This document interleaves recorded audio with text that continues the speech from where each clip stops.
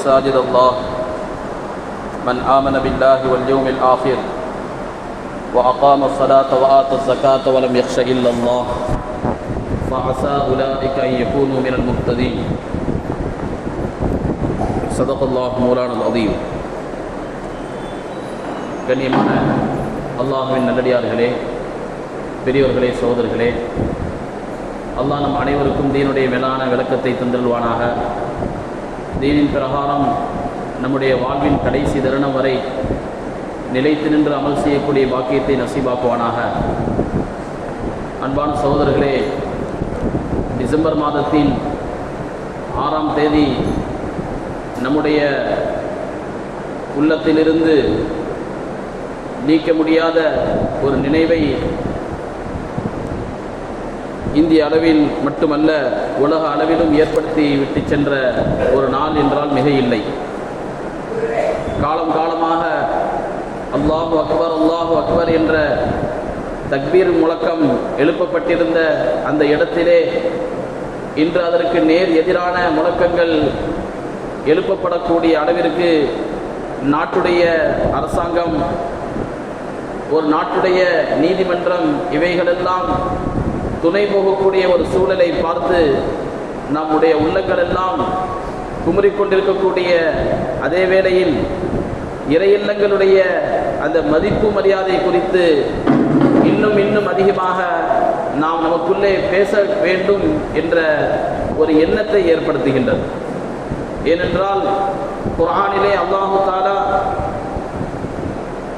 பள்ளிவாசல்களுடைய சிறப்புகள் குறித்து பேசுகின்றான். ரசூலுல்லாஹி ஸல்லல்லாஹு அலைஹி வஸல்லம் அவர்கள் பள்ளிவாசல்களுடைய சிறப்புகளை குறித்து பேசியிருக்கின்றார்கள். அல்லாஹ் குர்ஆனில் சொல்கின்றான், இன்னமா யஅமுரு மஸாஜிதல்லாஹ் மன் ஆமன பில்லாஹி வல் யௌமில் ஆகிர் வ அகாம ஸலாத வ ஆத ஸகாத வ லம் யக்ஷ இல்லல்லாஹ். அல்லாஹ்வை ஈமான் கொண்டு, மறுமை நாளை ஈமான் கொண்டு, தொழுகையை நிலைநாட்டி ஜகாத்தை கொடுக்கக்கூடிய, அல்லாஹ்வை தவிர வேறு யாருடைய அச்சமும் இல்லாதவர்கள் தான் பள்ளிவாசலை செழிப்பாக்குவார்கள் என்று ஈமானுடைய அடையாளமாக ஒரு முஸ்லிம் அவர் முஸ்லிம் தான் என்பதற்கான அடையாளமாக பள்ளிவாசல்களுடைய சிறப்புகளை அல்லாஹ் தஆலா அடையாளமாக குறிப்பிடுகின்றான். ஒருவர் பள்ளிவாசலுக்கு வருகின்றார், பள்ளிவாசலை செழிப்பாக்குகின்றார் என்றால் அவர் மூமின் என்பதற்கான அடையாளம் என்பதை இந்த வசனத்தில் இருந்து தெரிந்து கொள்ள முடிகின்றது. அதே போல ஷுஅபுல் ஈமான், பைஹகி இமாம் அவர்களுடைய ஒரு கிதாப் ஷுஅபுல் ஈமான், அந்த கிதாபிலே நபி ஸல்லல்லாஹு அலைஹி வஸல்லம் அவர்கள் சொன்னார்கள், அல்லாஹ்வுடைய ஹதீஸை, அல்லாஹ் சொல்லக்கூடிய ஒரு விஷயத்தை எடுத்து சொன்னார்கள். இன்னி லஅஹும்மு பி அஹ்லில் அர்தி அஸாபன், இந்த பூமியில் வசிக்கக்கூடிய மனிதர்களை வேதனைப்படுத்தலாம் என்ற எண்ணம் எனக்கு ஏற்படுகின்றது. அந்த அளவிற்கு பாவங்கள் மிகைக்கின்றன, அல்லாஹ்வுடைய கட்டளைகள் மீறப்படுகின்றன. இவையற்றையெல்லாம் பார்த்து பூமியில் உள்ளவர்களை வேதனைப்படுத்தலாம் என்ற எண்ணம் எனக்கு ஏற்படுகின்றது. அதே நேரத்தில் நான் 3 பேரை பார்க்கின்றேன். அந்த 3 பேரை பார்த்தவுடன் என்னுடைய அந்த எண்ணத்தை நான் கைவிட்டு விடுகின்றேன். அந்த 3 பேர் யார்?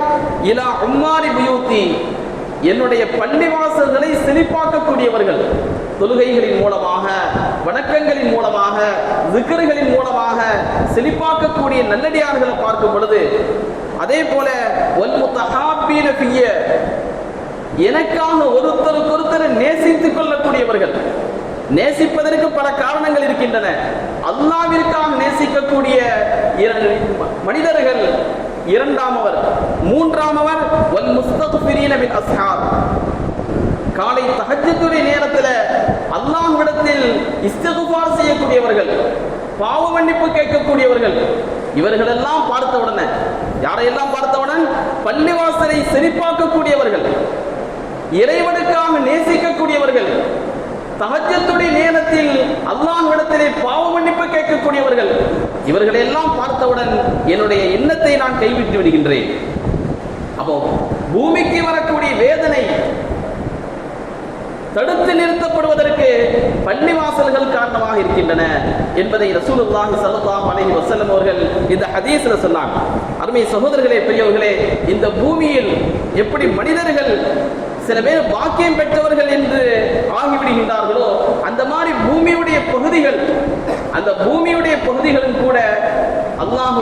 பாக்கியத்தை பெறுகின்றன. எப்படி பெறுகின்றன? அல்லாஹ்வுடைய பாக்கியத்தை பெற்ற அந்த பகுதிதான் பள்ளிவாசல்களாக ஆக்கப்படுகின்றன. ரசூல் ஸல்லல்லாஹு அலைஹி வஸல்லம் அவர்கள் ஹதீஸிலே சொல்வார்கள், கைரு பிகாஇ ஃபில் அர்த் இலல்லாஹி மஸாஜிதுஹா அஹப்புல் பிலாதி இலல்லாஹி மஸாஜிதுஹா. இந்த ஒரு ஊரில் இருக்கக்கூடிய பகுதிகளிலேயே அல்லாஹ்விற்கு மிக விருப்பமானது அந்த பள்ளிவாசல்கள் தான். அப்ப பள்ளிவாசல் ஒரு இடத்துல அமைந்திருக்கின்றது என்றால் அந்த பகுதி தான் அல்லாஹ்விற்கு விருப்பமானது என்று அர்த்தம். அல்லாஹ்விற்கு விருப்பமான பகுதி அது. இந்த பள்ளிவாசல்களுக்கு என்ன பெயரு? மஸ்ஜித் என்பதாக சொல்லுவோம். மஸ்ஜித்னா என்ன அர்த்தம்? சஜதா செய்யற இடம். பள்ளிவாசல்களில் நாம் தொழுவோம், தொழுகையில நாம் ருக்கு செய்வோம், சுஜூது செய்வோம். அவ சுஜூது செய்யக்கூடிய இடமாக பள்ளிவாசல்கள் இருப்பதால் இந்த பள்ளிவாசல்களுக்கு மஸ்ஜித் என்ற பெயர் ஏற்பட்டது. அதே மாதிரி ஒரு ஊரிலே ஒரு இடத்துல ஒரு மஹல்லாவுல முஸ்லிம்கள் வசிக்கின்றார்கள் என்றால் அந்த முஸ்லிம்களுடைய சக்தி, முஸ்லிம்களுடைய ஒற்றுமை என்பது இந்த பள்ளிவாசலை வச்சுதான். பள்ளிவாசல்கள் இருந்தது என்றால் அந்த பகுதியில் முஸ்லிம்கள் வலிமையாக இருப்பார்கள். அப்ப பள்ளிவாசல்களை வைத்து முஸ்லிம்களுக்கு வலிமை ஏற்படுகின்றது. அந்த மாதிரி இஸ்லாத்துடைய அடிப்படையான கொள்கை அல்லாஹ் ஒருவன் தான், வணக்கத்திற்குரிய நாயன், அவனை தவிர வேறு யாரும் இல்லை, அவன் இணையற்றவன் துணையற்றவன் என்பது அடிப்படையான கொள்கை. இந்த கொள்கையை, இந்த கொள்கைக்கான ஒரு செயல் வடிவத்தை பார்ப்பதாக இருந்தால் பள்ளிவாசல்களுக்கு வந்தா போதும். இதர வழிபாட்டு கூடங்களில் ஆங்காங்கே சிலைகள் வைக்கப்பட்டு படங்கள் வைக்கப்பட்டு அவைகள் வணங்கப்பட்டிருக்கும். ஆனால் பள்ளிவாசல்களுக்கு சென்று பாருங்கள், எந்த படத்தையும் பார்க்க முடியாது, ஒரு கட்டிடமாக இருக்கும். அவ இறைவன் ஒருவன் என்ற அந்த கொள்கையை தூக்கி பிடிக்கக்கூடிய ஒரு இடம் பள்ளிவாசல்கள். அதே மாதிரி அண்மை சகோதரர்களே, பெரியவர்களே, இஸ்லாம் ஒற்றுமையை வலியுறுத்துகின்றது. எல்லாரும் சமம். நம்முடைய நாட்டில் இருக்கக்கூடிய ஒரு மிகப்பெரிய பிரச்சனை தீண்டாமை பிரச்சனை, ஏற்றத்தாழ்வு கற்பிக்கக்கூடிய பிரச்சனை. ஆனால் இஸ்லாம் சம உரிமையை, சம மனிதர்கள் எல்லாரும் சமம் என்ற போதனையை போதிக்கின்றது. அரபியர்களை விட அரபி அல்லாதவர்கள் சிறந்தவர்கள் அல்ல, அரபி அல்லாதவர்களை விட அரபி பேசக்கூடியவர்கள் சிறந்தவர்கள் அல்ல, வெள்ளையர்களை விட கருப்பர்களை விட வெள்ளையர்கள் சிறந்தவர்கள் கிடையாது. இங்கே மனிதர்கள் எல்லாமே சமமானவர்கள் என்ற அந்த கொள்கை, அந்த முழக்கம் இஸ்லாத்திற்கு சொந்தமான முழக்கம். அதை எப்படி பார்ப்பது? பள்ளிவாசலுக்கு வந்து பார்த்தா தெரியும். எல்லாருமே ஒரு அணியில நிற்பார்கள். ஏழை பணக்காரன் என்ற வித்தியாசம் இல்லை, கருப்பர்கள் வெள்ளையர்கள் என்ற வித்தியாசம் இல்லை. இன்னும் ஹரம் ஷரீப் போன்ற நாடுகளுக்கு சென்றால் தெரியும், அங்கே பலதரப்பட்ட நாட்டு மக்கள் முன்வரிசையில் இவனுடைய தொழிலாளி இருப்பார், பின்வரிசையில் முதலாளி இருப்பார். அப்ப அந்த சமத்துவம் என்பதை கண்கூடாக பார்ப்பதாக இருந்தால் பள்ளிவாசல் அதற்கு சிறந்த இடம். அந்த மாதிரி அன்பு சகோதரர்களே, பெரியவர்களே, தீனுக்கு எதிராக எத்தனையோ பிரச்சாரங்கள். இஸ்லாம் தீவிரவாதத்தை போதிக்கின்றது, பெண்ணுரிமைக்கு எதிரானது, அப்படி இப்படி என்று என்னென்ன பிரச்சாரங்கள் வெளியிலே தீனுக்கு எதிராக பரப்பப்படுகின்றதோ அந்த எல்லா பிரச்சாரங்களும் பள்ளிவாசலுக்கு வந்தா ஒண்ணுமில்லாம போயிடும். பள்ளிவாசல்ல வந்து ஜும்மாவுடைய ஒரு பயான், அந்த ஜும்மாவுடைய பயானை கேட்டா போதும், அந்த பயானிலே இமாம் அவர்கள் தற்காலத்தில் நடக்கக்கூடிய பிரச்சனைகள் குறித்து பேசுவார், தவறாக விளங்கிக் கொள்ளப்பட்ட விஷயங்கள் குறித்து பேசுவார், இஸ்லாம் அமைதியின் மார்க்கம் என்பதை வலியுறுத்துவார், சுன்னத்தான விஷயங்களை பற்றி வலியுறுத்துவார். அப்ப நம்முடைய சந்தேகங்கள், நம்முடைய ஐயங்கள் எல்லாம் ஒழிந்து ஒரு தூய்மையான இஸ்லாத்தை புரிந்து கொள்வதற்கு ஏற்ற இடம் எது? இந்த பள்ளிவாசல்கள் தான். அன்பு சகோதரர்களே, பெரியவர்களே, அந்த மாதிரி பள்ளிவாசல்கள் ஏராளமான சமூக ஒற்றுமைகளுக்கு காரணமாக அமைகின்றன. எத்தனை பிரச்சனைகள் பள்ளிவாசல்களின் காரணமாக தடுத்து நிறுத்தப்படுகின்றன. ஒருத்தர் பேசாம இருக்கின்றார்கள். ஆனா பள்ளிவாசல் வந்து பக்கத்துல நின்று தொழுதுட்டு ஒரு சலாம் சொன்னா அவங்க மேல இருக்கக்கூடிய அந்த வெறுப்பு, கோபம் எல்லாம் இல்லாமல் போய்விடுகின்றது. இப்படி பெரிய பெரிய விஷயங்கள், பெரிய பெரிய சண்டைகள் பள்ளிவாசல்களின் காரணமாக தடுத்து நிறுத்தப்படக்கூடிய சூழல்களை பார்க்கின்றோம். அன்பு சகோதரர்களே, பெரியவர்களே, பள்ளிவாசல் அமைதியை போதிக்கக்கூடிய இடம், பள்ளிவாசல் சாந்தியை போதிக்கக்கூடிய இடம். அப்படிப்பட்ட அந்த பள்ளிவாசல்களை அடிப்படையாக வைத்து வெறுப்பை பரப்பக்கூடிய ஒரு இடமாக இன்று வகுப்புவாதிகள் நாட்டை மாற்றிவிட்டார்கள். நாம் எல்லாம் அறிந்த ஒரு விஷயம்தான் பாபர் மஸ்ஜித் என்பது. அங்கே முன்னே ஒரு கோயில் இருந்ததாக சொல்லி அதை இடித்துவிட்டுத்தான் பாபர் அங்கே பள்ளிவாசல்களை கட்டினார் என்று ஒரு பொய் பிரச்சாரத்தை கட்டவிழ்த்து விட்டு அதற்கான எத்தனையோ பல பொய் சாட்சியங்களை சாதனங்களை ஏற்படுத்தி அரசியலின் வலிமையை கொண்டு தனக்கு சாதகமான ஒரு தீர்ப்பை அவர்கள் வாங்கிவிட்டார்கள். அன்பு சகோதரர்களே, பெரியவர்களே, அவர்களுடைய நோக்கம் பக்தி அல்ல, தன்னுடைய அரசியல் அதிகாரத்தை தக்க வைத்துக் கொள்வதற்கான ஒரு கருவியாக அதை பயன்படுத்திக் கொண்டார்கள். ராமர் கோயில் முடிந்தது. ஆனாலும் அவர்களுடைய அஜெண்டா அடுத்தடுத்து ஏதாவது ஒரு காரணத்தை முன்வைத்து ஒரு பதட்டத்தை நாட்டு மக்களிடையே வைத்துக் கொண்டே இருக்க வேண்டும். நாட்டு மக்களுக்கு நாங்கள் தான் பாதுகாப்பு என்ற ஒரு எண்ணத்தை பெரும்பான்மை மக்களுக்கு ஏற்படுத்திவிட்டால் இந்த பதவியிலேயே பதவி சுகத்திலேயே இருந்து விடலாம் என்ற எண்ணத்தில் ஒரு திட்டமிட்ட சூழ்ச்சி அடிப்படையிலே அடுத்தடுத்து அவர்கள் முன்னேறிக்கொண்டே வருகின்றார்கள். நாம் கேள்விப்பட்டோம், சம்பல் மஸ்ஜிதிலே அங்கே இருக்கக்கூடிய ஜாமி பள்ளி அது கோயிலை இடித்து உருவாக்கப்பட்டது. பதாயும் பள்ளி அது கோயிலை இடித்து உருவாக்கப்பட்டது. டெல்லியின் ஜாமி மஸ்ஜித் கோயிலை இடித்து உருவாக்கப்பட்டது. இப்படி அடுத்தடுத்து ஏதாவது ஒரு விஷயங்களை எடுத்து சொல்லி, பொய்யான விஷயங்களை எடுத்து சொல்லி அதற்கு சாதகமான தீர்ப்புகளையும் நீதிமன்றத்தின் மூலமாக பெற்று ஒரு சமூக பதட்டத்தை ஏற்படுத்துவதுதான் வகுப்புவாதிகளுடைய நோக்கம் என்பது மிக தெளிவான விஷயம். அன்பு சகோதரர்களே, பெரியவர்களே, ரொம்ப வருத்தமான ஒரு விஷயம் என்னவென்றால் 1991ஆம் ஆண்டு இந்தியா என்பது இது எல்லா தரப்பு மக்களும் சேர்ந்து வசிக்கக்கூடிய ஒரு நிலம். இங்கே வேற்றுமையில் ஒற்றுமை என்பதுதான் இந்தியாவுடைய ஒரு சிறப்புத்தன்மை. ஆனால் இந்த சிறப்புத்தன்மைக்கு எதிராக சில வகுப்புவாத சக்திகள் மேற்கொண்டதன் காரணமாக மத கலவரங்கள் ஏற்பட்டன. அப்ப அந்த மத கலவரங்களை தடுத்து நிறுத்தணும் என்பதற்காகத்தான் 1991ஆம் ஆண்டு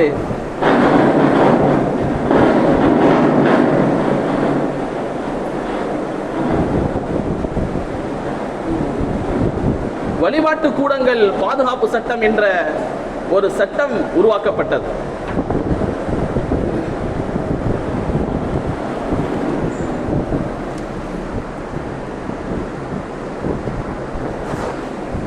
नमाज में क्या करेंगे?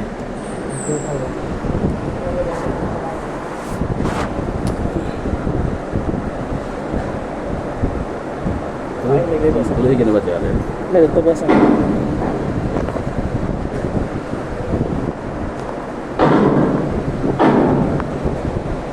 அன்பு சகோதரர்களே, இந்த மாதிரி சட்டம் உருவாக்கப்பட்ட நேரத்தில் உள்துறை அமைச்சர் பேசினார். இந்தியாவிலே பிற்காலத்தில் எந்த விதமான வகுப்புவாத சக்திகளும் தலை தூக்காதவாறு இந்தியா இன்னும் அமைதி தேசம் என்பதை வலியுறுத்துவதற்காக இந்த சட்டம் பாதுகாப்பாக இருக்கும் என்று அந்த நேரத்திலே பேசினார். அதனுடைய அர்த்தம் என்ன? இந்தியா சுதந்திரம் பெற்ற பொழுது எது எப்படி இருந்துச்சு அப்படித்தான் தொடரணும்.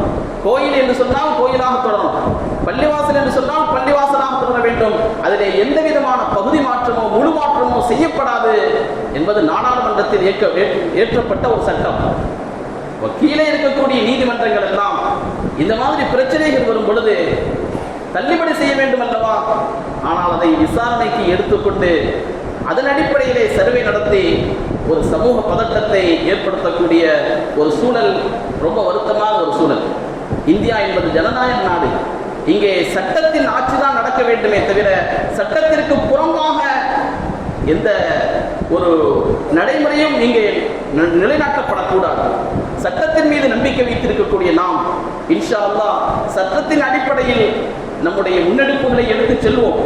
அதே நேரத்தில் அன்பு சகோதரர்களே, பெரியவர்களே, இந்த மாதிரி பிரச்சனைகள் வருவது, சோதனைகள் வருவது நம்முடைய சமுதாயத்திற்கு ஒன்றும் புதிதானதல்ல. அல்லாஹ் குர்ஆனில் தெளிவாக சொல்வான், வலநபுலுவன்னக்கும், கண்டிப்பா உங்களை சோதிப்போம், கண்டிப்பாக உங்களை நாம் சோதிப்போம். அல்லாஹ் குர்ஆனில் சொல்கின்றான், பிஷைஇன் மினல் ஹௌஃப், பயத்தை கொண்டு சோதிப்போம், வல்ஜூ, பசியை கொண்டு சோதிப்போம், வனக்ஸின் மினல் அம்வாலி வல் அன்ஃபுஸி, பொருள் சேதாரம், உயிர் சேதம், இதை கொண்டு நாம் சோதிப்போம். சோதனைகள் பல ரூபங்களில் வரும், கண்டிப்பாக வரும் என்று அல்லாஹ் சொல்கின்றான். சொல்லிவிட்டு சொல்வான், வபஷ்ஷிரி ஸாபிரீன், இதிலே பொறுமையாளிகள் யாரோ அவர்களுக்கு நீங்கள் சுப செய்தி சொல்லுங்கள், பொறுமையாளர்களுடைய கூலியை அல்லாஹ் தஆலா வீணாக்க மாட்டான். இந்த இடத்துல அல்லாஹ் சொல்வான், வலதபுலுவன்னக்கும் வலதஸ்மஉன்ன மினல்லதீன ஊதுல் கிதாப மின் கப்லிக்கும் வமினல்லதீன அஷ்ரகு அதன் கஸீரா, கண்டிப்பாக வேதம் கொடுக்கப்பட்டவர்கள், யூதர்கள், கிறிஸ்தவர்கள், அதே போல இணை வைக்கக்கூடியவர்கள், இவர்களிடமிருந்து நீங்கள் உங்களுடைய மனதை காயப்படுத்தக்கூடிய பல செய்திகளை கண்டிப்பாக கேட்பீங்க. அந்த நேரத்தில் என்ன செய்யணும்? குர்ஆன் நமக்கு வழிகாட்டுகின்றது, ரெண்டு விஷயத்தை எடுத்துக்கொள்ள வேண்டும். ஒன்று என்ன? சபர். வஇன் தஸ்பிரு வதத்தகு, நீங்கள் சபரோடு இருந்தால், பொறுமையோடு இருந்தால், பொறுமை என்பதற்கு உலமாக்கள் விளக்கம் தருவார்கள், செய்ய வேண்டிய காரியத்தை சரியாக செய்துவிட்டு பொறுமையோடு காத்திருப்பது, அல்லாஹ்வுடைய கட்டளைகள் மீது உறுதியோடு இருப்பது, இதற்கு பெயர் பொறுமை. அடுத்தது இறையச்சம், தக்வா. இந்த இரண்டையும் நீங்கள் உங்களுடைய கைகளில் எடுத்துக்கொண்டால் ஃபஇன்ன ஸாலிக மின் அஸ்மில் உமூர், இதுதான் வலுமிக்க விஷயம், இதுதான் தீரமிக்க செயல் என்று குர்ஆன் நமக்கு வழிகாட்டுகின்றது. அன்பு சகோதரர்களே, பெரியவர்களே, அதனால் இந்த மாதிரியான ஒரு சோதனையான காலகட்டங்களில் இறை இல்லங்களுக்கான பாதுகாப்பு கூட கேள்விக்குறியாக கொண்டிருக்கக்கூடிய இந்த சூழலில் நாம் குர்ஆன் சொல்லக்கூடிய இந்த இரண்டு அம்சத்தை கையில் எடுத்துக்கொள்ள வேண்டும். சபரோடு இருக்கணும், பொறுமையோடு இருக்கணும், செய்ய வேண்டிய முயற்சிகளை செய்து கொண்டே இருக்க வேண்டும். ஆல் இந்தியா முஸ்லிம் பர்சனல் லா போர்டு என்ற ஒரு அமைப்பு அல்ஹம்துலில்லாஹ் உலக அளவில் இந்திய முஸ்லிம்களை ஒருங்கிணைக்கக்கூடிய அமைப்பு. எனவே நமக்குள்ள இருக்கக்கூடிய சின்ன சின்ன பிரச்சனைகள், இயக்கம் சார்ந்த பிரச்சனைகள், கட்சி சார்ந்த பிரச்சனைகள், இவற்றையெல்லாம் ஓரமாக ஒதுக்கி வைத்துவிட்டு ஒரணியாக நின்று முஸ்லிம் பர்சனல் லா போர்டு என்ன முடிவு எடுக்குமோ அதற்கு தகுந்தாற்போல் நம்முடைய எதிர்கால திட்டத்தை வகுத்துக் கொள்ளுமே ஆனால் இன்ஷா அல்லாஹ் அதுதான் எதிரிகளுக்கான தகுந்த பதிலடியாக இருக்குமே தவிர, இந்த நேரத்திலே நாம் நமக்கான அந்த ஒற்றுமையை கைவிட்டு விட்டால், அணி அணியாக பிரிந்து விட்டால், நமக்கான பிரச்சனைகளையே பேசிக்கொண்டிருந்தால், எதிரிகள் கொஞ்சம் கொஞ்சமாக நம்முடைய பள்ளிவாசல்களை கபலீகரம் செய்வதற்கு காத்துக் கொண்டிருக்கின்றார்கள். அதற்கு இடமளிக்கக்கூடாது. எனவே அன்பு சகோதரர்களே, பெரியவர்களே, பள்ளிவாசல்கள் என்பது அல்லாஹ்வுடைய இறை இல்லம். பள்ளிவாசல்கள் என்பது அல்லாஹ்வுடைய வேதனைகள் வருவதை தடுத்து நிறுத்தக்கூடிய கூடங்கள். இந்த பள்ளிவாசல்களில் தான் நம்முடைய பிள்ளைகள் கலிமாவை படிக்கின்றன, நம்முடைய பிள்ளைகள் குர்ஆனை படிக்கின்றன, நம்முடைய பிள்ளைகள் நாளைக்கு சொர்க்க நரகத்துடைய விஷயங்கள் போதிக்கப்படக்கூடிய இடங்கள், அடுத்த தலைமுறைக்கு போதிக்கப்படக்கூடிய இடங்கள் இந்த பள்ளிவாசல்கள். எனவே இந்த பள்ளிவாசல்களை நாம் நேசிக்கிறோம். எங்கேயோ இருக்கக்கூடிய பள்ளிவாசல்கள் அதுவும் நம்முடைய பள்ளிவாசல் தான்.